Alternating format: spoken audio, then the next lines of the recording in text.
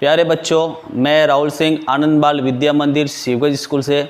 मैंने आपको पिछले वीडियो के बारे में अपने भारतीय कृषि के बारे में मैंने आपकी इसके बारे में जानकारी दी थी और उसके अंदर हमने रबी, खरीफ और जायद की फसल के बारे में भी हमने पढ़ा था। उसके बाद में हमने उन कृषि को 4 भागों में भी बांटा था, जो खाद्यान्न फसल भी थी, व्यावसायिक फसल थी, उद्यान फसल थी, बागानी फसल के बारे में पढ़ा था।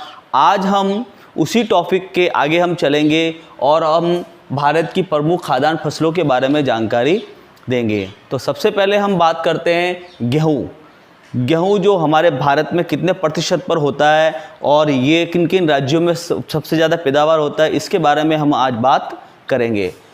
तो गेहूँ उत्तरी भारत की प्रमुख रबी की फसल है। ये उत्तरी भारत की प्रमुख कौन सी फसल? रबी की फसल। प्रश्न पूछा जाता है काफ़ी बार कि गेहूँ कौन सी फसल है, रबी की है, खरीफ की है, जायद की है? तो रबी की फसल जो भारत के समशीतोष्ण भाग में बोई जाती है। कौन से भाग में? समशीतोष्ण भाग। ये चीज़ को ध्यान रखना आप, समशीतोष्ण भाग में बोई जाती है।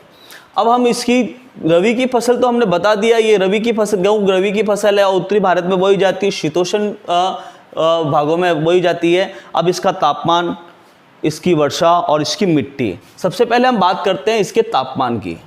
इसका तापमान होता है 100 से 250 सेंटीग्रेड तापमान रहता है इसका। कितना? 100 से 250 सेंटीग्रेड इसका तापमान रहता है। किसका? गेहूं का। कितना रहता है? 100 से 250 सेंटीग्रेड तक तापमान रहता है। उसके बाद हम बात करते हैं वर्षा की, क्योंकि जब ये फसल बोई जाती है तो इसके अंदर हमें कितनी मात्रा में वर्षा की आवश्यकता होती है। तो इसमें वर्षा होती है हमारे 25 से लगाकर 75 सेंटीमीटर तक वर्षा होनी चाहिए, तो फसल हमारी बिल्कुल अच्छी बोई जाएगी। फिर हम बात करते हैं, तीसरा पॉइंट है हमारे पास में मिट्टी। जब हम इसको बोएंगे, हमें तापमान भी मिल गया, वर्षा भी मिल गई, मगर कौन सी मिट्टी में इसको बोना पड़ता है? तो हमें हल्की, दोमट व चिकनी मिट्टी, इसको बोने के लिए हमें कौन सी मिट्टी चाहिए? हल्की, दोमट व चिकनी मिट्टी की आवश्यकता होती है। तो इसके 3 मेन पॉइंट होते हैं, तापमान, वर्षा और मिट्टी। और बहुत से बार बोर्ड के अंदर ये सवाल पूछा भी जाता है कि भाई गेहूं के तापमान के बाद कितना होना चाहिए, वर्षा कितनी होती है, या कौन सी मिट्टी में इसको बोया जाता है। अब हम बात करते हैं आगे। भारत का 70% गेहूँ उत्पादन राज्य, जो 70% जो गेहूँ होते हैं हमारे भारत के अंदर, वो हमारे पास में 3 राज्य है। सबसे ज़्यादा गेहूँ वहाँ होता है। सबसे प्रथम जो है हमारे पास में वो है उत्तर प्रदेश। उत्तर प्रदेश के अंदर 32.68% गेहूँ होता है। कितना? 32.68% गेहूँ उत्तर प्रदेश में बोया जाता है। उसके बाद हम बात करते हैं पंजाब।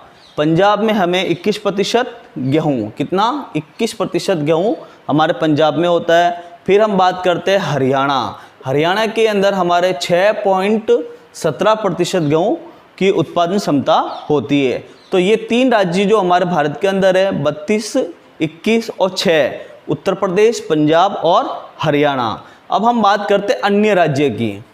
तीसरा पॉइंट हमारे पास में अन्य राज्य, तो मध्य प्रदेश, राजस्थान और बिहार, यहाँ पर भी हमारे गेहूं की पैदावार होती है।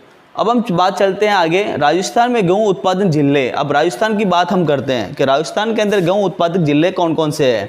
तो ध्यान रखना, सबसे पहले है गंगानगर, जिसको हम अन्न का कटोरा भी कह सकते हैं। उसके बाद में दूसरा है हनुमानगढ़, उसके बाद में तीसरा है अलवर, चौथा है भरतपुर, 5वां है जयपुर और 6ठा है कोटा। तो प्रश्न पूछा जाए राजस्थान के अंदर गेहूं उत्पादक जिले कौन कौन से हैं, तो आप इसके बारे में इन जिलों के नाम लिख सकते हो। तो इसमें बहुत सारे प्रश्न, यहाँ से बहुत सारे प्रश्न आपके 1-1, 2-2 नंबर के प्रश्न बोर्ड में पूछते भी हैं और बनते भी हैं। अब हम बात कर रहे हैं आगे, गेहूं उत्पादन में विश्व में स्थान। गेहूं उत्पादन में विश्व में स्थान, ठीक है। तो देखिए, सबसे पहले गेहूं उत्पादन विश्व के अंदर स्थान जो है वो है चीन का। सबसे ज़्यादा गेहूं कहाँ विश्व में कहाँ होते हैं? चीन में होते हैं। उसके बाद हम बात करें, दूसरा नंबर जो है वो है हमारा अमेरिका। दूसरा नंबर कौन है? अमेरिका, जहाँ पर सेकंड नंबर। अब तीसरे नंबर पर भारत का उत्पादन क्षमता होती है। एक सबसे ज़्यादा गेहूँ तीसरे नंबर पर उगाने वाला देश भारत है। पहले नंबर पर कौन? चीन है, दूसरे नंबर पर अमेरिका है और तीसरे नंबर पर भारत है। तो इसी प्रकार से ये गेहूं उत्पादक जो था ये पूरा क्लियर आपका हो चुका है। इसमें जो मेन चीज़ें मैंने आपको बता दी है कि ये ये यहाँ से इन सवालों को पूछा जाएगा और यहाँ से इनको अधिकतर वो बोर्ड में अंदर प्रश्न ही पूछते हैं कि भारत के अंदर सबसे ज़्यादा गेहूं उत्पादक राज्य कौन सा है, तो आपको बताना है उत्तर प्रदेश। और अधिकतर इसकी मिट्टी के बारे में पूछा जाता है, 1 या 2 नंबर के सवाल बनते हैं, और राज्य के बारे में भी पूछ सकते हैं राजस्थान के, तो इसको भी आपको बताना। अब इससे रिलेटिव मैंने कुछ 6 प्रश्न आपके बनाए हैं, तो आप करना कुछ नहीं है, आपको इस वीडियो को अच्छी तरह देखना है, इसको अच्छी तरह समझना है, उसके बाद में इन प्रश्नों को हल करना है। और भी अगर इसके ज़्यादा प्रश्न आपको मिलते हैं तो आप खुद बैठकर इसको बना सकते हो। तो हम बात करते हैं पहले प्रश्न की। गेहूं की फसल में कितने तापमान होना चाहिए? जब गेहूं की फसल उगाई जाती है तो कितने तापमान की आवश्यकता होती है? दूसरा प्रश्न है हमारे पास में, कौन सा राज्य गेहूं उत्पादन में प्रथम है? ध्यान रखना, कौन सा राज्य। मैंने आपको देश नहीं पूछा, बहुत से बच्चे यहाँ कंफ्यूज होते हैं और गलत भी करके आते हैं। यहाँ पर राज्य पूछ रहा है प्रथम, तो आपको सीधा उत्तर प्रदेश बताना है, आपको नॉट भारत बताना है। जब विश्व के अंदर देश पूछा जाए तब आपको यहाँ पर भारत लिखना है।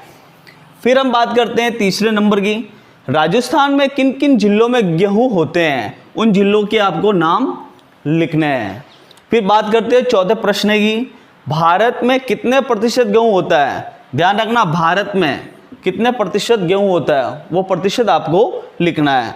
अब हम बात करते हैं 5वें पॉइंट की या 5वें प्रश्न की, हल्की दोमट व चिकनी मिट्टी किस फसल के लिए उपयोगी है? ध्यान रखना, हल्की दोमट व चिकनी मिट्टी किस फसल के लिए उपयोगी है, उस फसल का आपको नाम लिखना है। फिर हम लास्ट प्रश्न की बात करते हैं, विश्व में गेहूं उत्पादन में भारत कितने स्थान पर है? ध्यान रखना, विश्व में गेहूं उत्पादन भारत कितने स्थान पर है? ये प्रश्न और ये प्रश्न, कौन सा राज्य है, ये दोनों क्वेश्चन अलग अलग है, ध्यान रखना। बहुत से बच्चे कंफ्यूज हो जाते हैं, विश्व का पूछते हैं तो वो उत्तर प्रदेश लिख देते हैं, और जो राज्य के पूछते हैं तो वो विश्व भारत लिख देते हैं। तो ये था आज हमारे पास में गेहूं के बारे में।